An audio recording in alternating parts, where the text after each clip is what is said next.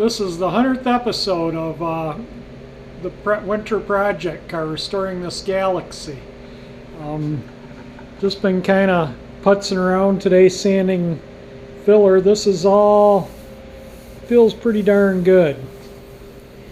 There's a couple little spots here that were bumped up that I pecked down, and I just put a smear of filler on them just to fill the peck marks, but then nothing really left. But anyway, feels like I can feel that right from there to there. So I'm going to add a little filler in there. The rest of it all feels good. And this all feels really good. So I think I'm going to put a couple little dabs here and there to do a final tomorrow. This all, that was a dent right there. And I put the trim on and it all fits really good. But yeah, it all feels really good. I'm really happy with the way it's moving along here. So I get this bodywork done here, and the bodywork will pretty much all be done on the quarter panels. And so tomorrow or so I might pull the tail lights, and so I can start. I got to sand all this stuff out back here below, this stuff and this stuff. I don't need the trunk lid, I'm taking off. And I got to sand out the channel in there, and I want to sand the inside of the trunk where I want to paint. I'll show you what I'm going to do inside the trunk. So doing upon a bit of research, the stuff you see like the inner wheel wells and that the walls are black and white speckle painted, and you can see green on the floor pan there that the speckle paint was put over. So what I think I'm going to do is I'm just going to clean the trunk floor pan up, and all these, everything where you see rust, that's matte, that's in glue. That's not rust up there. That's just that carpet stuff. And so I think I'm going to leave that alone up there. I'm not going to do anything with this, but I'm going to paint around those, just so it doesn't rust, and then I'll respeckle those. And but I'm going to clean all this up in here, clean down in there, and I'm going to paint body color down in there, paint this body color. This was originally a dull black, from what I gather looking in the all the information on it, and that would have been looked like it was green underneath that stuff. So I'm going to paint maybe to somewhere around in here. That's all really good shape, but I'll respeckle when I'm done. But I want to paint all this, so I'm going to sand all that out, and then when I paint, I'm going to sand all this out and sand it there. So I'll probably mask it here and paint this trunk jam down in there, the floor pans, all this stuff in here in that channel where the convertible top, this channel in here, and all up in under there in one shot. And I might even, I don't know, I was kind of thinking, I got a tape line here of painting, but then there's a joint here, and painting all this stuff at the same time. You don't really see that because the bumper comes up so high, and I can easily mask on that line and hide it. As far as that goes, I could come around the corner and mask right there, and then this will be it just makes it easier to mask, and makes it easier to, when I'm painting this, not to have to try and get paint in here and worry about getting messing up the paint here while I'm trying to spray into here. So that's why I'm thinking that I'll just, then when I mask this off, I can mask here, and then just paint the outer skins. I think that's gonna be the nicest. And then obviously I'm going to paint the underside of the trunk lid too when I get to working on it. But that's kind of where I'm at. I'm thinking I'm going to start cleaning this and cleaning that up, because that's going to get painted before this. But I might prime this. We'll see. I think this side here is pretty much all ready to prime up. It feels amazing. Really super happy with the way it came out. I've really put some extra time into it, you know, with I think that the bottom line is there isn't going to be much of a cruising season this summer. So I just decided that I'll just plug away on the Galaxie. So I'd like to still get the car painted before the bugs and pollen, which is just around the corner. So I want to get the rear quarters ready for paint within the next, you know, few days, and we're going to get a string of nice weather. Maybe I can get the hood resprayed, get these quarters sprayed. You know, I'll have the trunk lid off, and I'll get that door off. I think I'm going to paint the door before I paint the trunk lid. The door will be easier to do, and then I can put it on, line up the front end, and I'll do the trunk lid last. And but this looks good, and I still got a little wampus in the trim. You can see a little thing there, but I think this is where the trim needs straightening, is right in here. I think they pulled it up. They didn't take it completely off the car. I think when they did this past repair, they just undid these screws and pulled the trim up and kind of did it in. So I'll straighten that out and buff it before I put it back on, before the convertible top goes on. I think that has to go on, but you know, this will be all painted and can dry, and then I'll do that, you know, when the bugs and pollen are out. So I have most of the summer to do this kind of stuff, and you know, maybe if things pick up a little bit, maybe I can get the chrome done. I'm just, like I say, I'm just gonna not put a lot of effort into, you know, getting the car done for cruising season, because I don't think there's going to be one this year, and if there is, it's going to be very limited.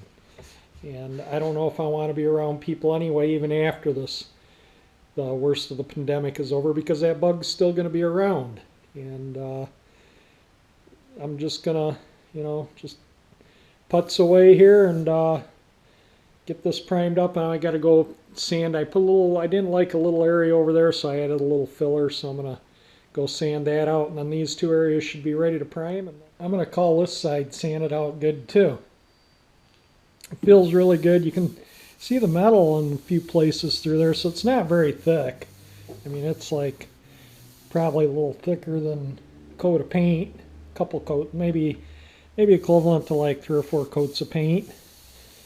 And I'd rather have filler than, you know, a bunch of sandable primer. So anyway, I am going to prime it with sandable primer, and see how it looks while it's still wet. Make sure it all looks good, and if it doesn't, I'll go from there. So I'm sanding out the metal just to see how it looks with some 320, and there's a low spot there, a low spot there. It might show up in the video. One's right there. You can see them when you sand the bare metal. The other's right there. They stand out like a sore thumb when you sand the metal out with 320.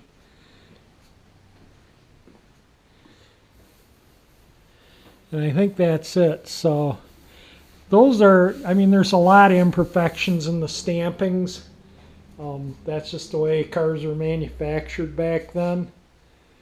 But those are big enough to where they will stand out like a sore thumb. And there's a panel in behind here. Shows up there or not. So there's not really, where those bumps are, there's not really access. I might try and push them up, but I probably end up having to put a little filler, but they're so minor that it won't be that big of a deal. But I'm definitely going to repair that one and that one.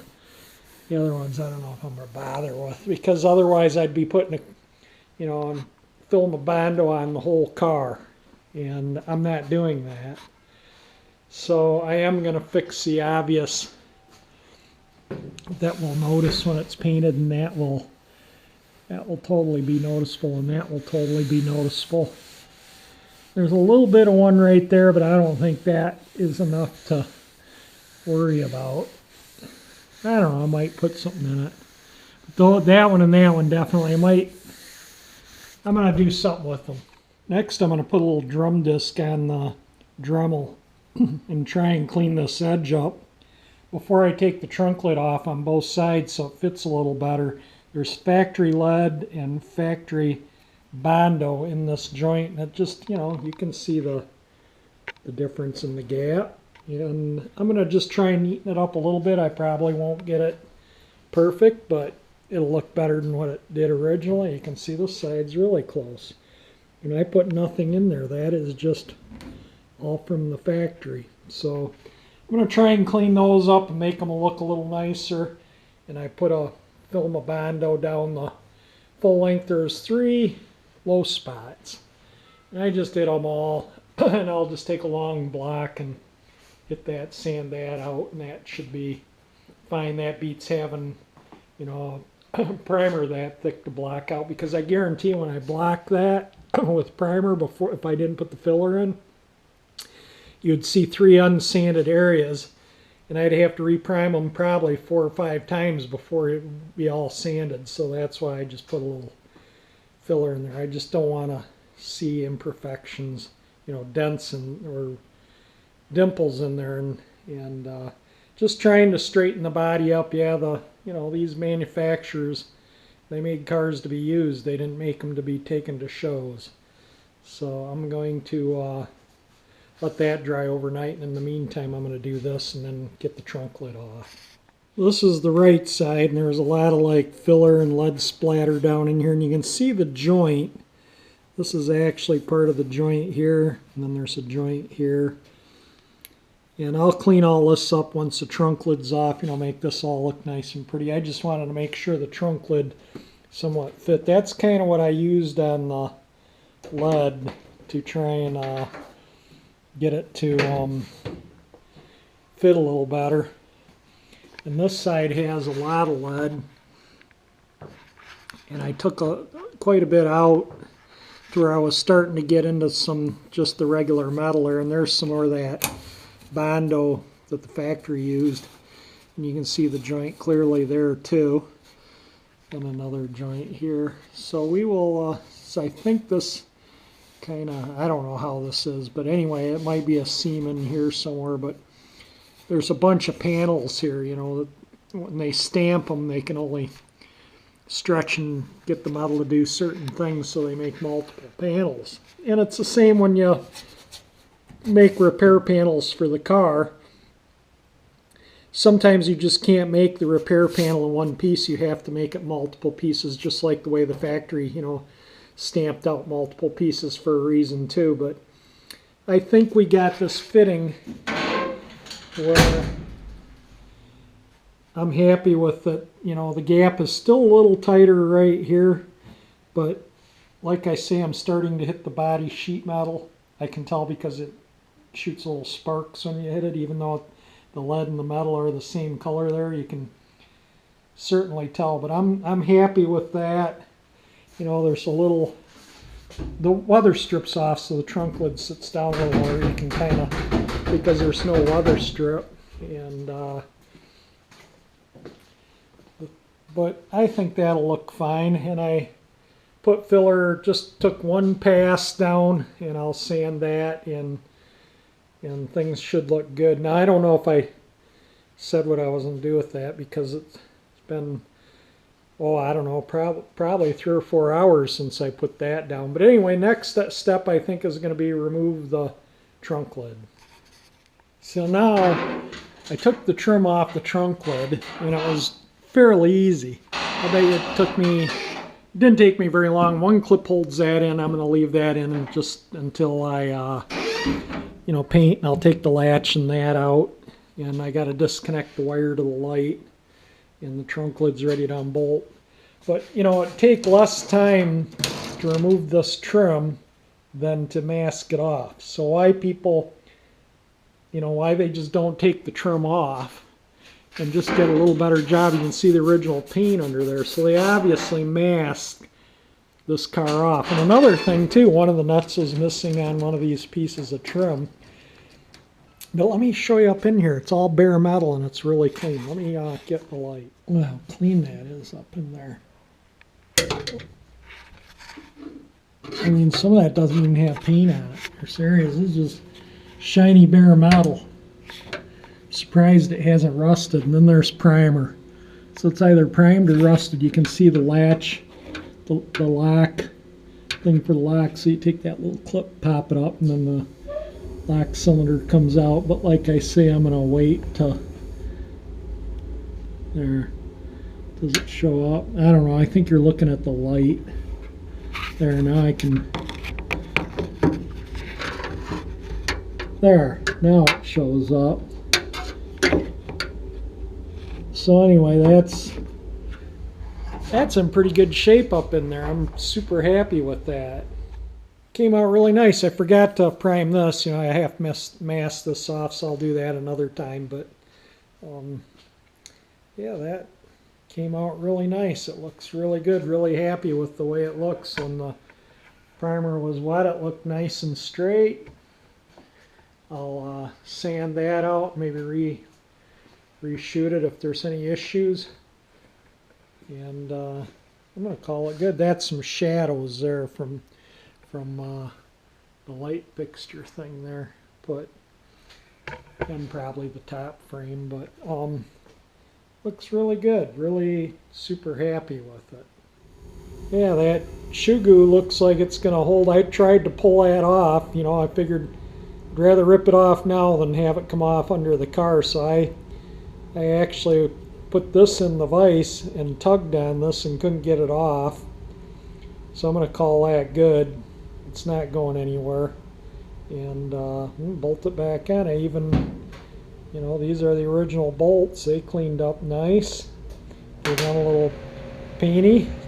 So, you know, dress them up a little bit. So I'm going to reinstall that right now, and then maybe I'll work on the taillights or something. The taillights come out pretty darn easy. This is the reflector for the running light, and you can see that's the backup light in the center, so it has that little pigtail that goes through there. So there, you can kind of see it on this one. This is the right one. So there's the little pigtail for the backup light, and there we go. So the tail lights, and I can put the new ones together. You know, I needed some of the pieces off this. That's the stop and running light, and then these are the wires for the backup light, and this harness runs through here. And I'll probably pull the harness out so I can paint, but I'll wait until closer to when I'm painting. Looks like there's other things on here, like somebody towed a little trailer or something, because I think these are the light. I don't know, they look Ford, but they look like, you know, like the connectors you would get from Ford in the air. So I don't know if those were for trailer lights, or I assume they were because they're to the right color wires. But there was no trailer hitch on this car. So maybe these were installed at the factory, who knows. But we'll get all that wiring, and this was to the trunk light, and that was routed up through here, up over the hinge and through that little loop. I'll take all those plastic things off so I don't get paint on them. And this is another wire here. Maybe that was for a low fuel light or something like that, because these cars did come with that option of a low fuel light. So now I'm going to pull this bezel off, and that's just a nut there, a nut there. Well, you can't see anything, but on this light, these are the bottom two nuts, top two nuts, and then the bezel comes out. Taillights are out. Now I can really get in there to the joy of sanding. Yeah, a lot of sanding to do on this. I forgot how nice the undercarriage of this car looks until I opened up the garage door and looked under here to put that rubber grommet on. I don't know if it shows up there or not, but anyway, it's on. And the underneath of this car looks pretty darn nice. Yeah, that's a big part of the project. 100% done is the undercarriage. That's a big bonus. And so we're moving along to where, it might not be much longer. It needs good cleaning. It won't be much longer. We'll have a lot of this car done. Yeah, it definitely looks different without those taillights in, doesn't it? And I decided I opted out of pulling I'm going to pull a trunk lid, but my problem is, where do I put it? So I'm going to leave it on the car. I'll work around it, and then when I get ready to paint this, I'll take it off, but I'm going to work around it because my goal is to paint the hood. I'm going to try and wet sand it out the next day or two, and maybe give it a respray, and then put it back on the car to get it out of the way, and then I'll have room for the trunk lid. I'll do a little quick walk around and show that with the garage door, a little more light with the garage door open. I just opened the door up to let some fresh air in the garage. It's not too bad out. It's maybe in the mid-50s. It's supposed to get up in the 60s tomorrow. I might start putting patio furniture out soon. So you can see a panel, joint here. This is another piece inside, and that joint is there. Yeah, it's actually in really good shape too, but you can notice this high quality factory work right there, and I don't know if you can see that little dimple right there, but that'll look kind of funny, I think, with the weather seal there even, so I think I'll fix that. And things like that, were acceptable in this era, and that's just the way they built cars. They built them to be driven into the ground and replaced. So anyway, there we go. That's a little bit of that. This side doesn't have that issue up there, but then that opening is a little more, so if that seal wasn't good there, water could get in there, so we'll take care of that too. It's all in pretty good shape here too. Being the 100th video on the car is why I show a little bit of the undercarriage and around the car, but got quite a bit done. In 100 videos, the car is, it's probably 75% done, and I think that's alright. So we're gonna probably be another 50 or maybe even so episodes, and we'll get this old beast back in beautiful shape again.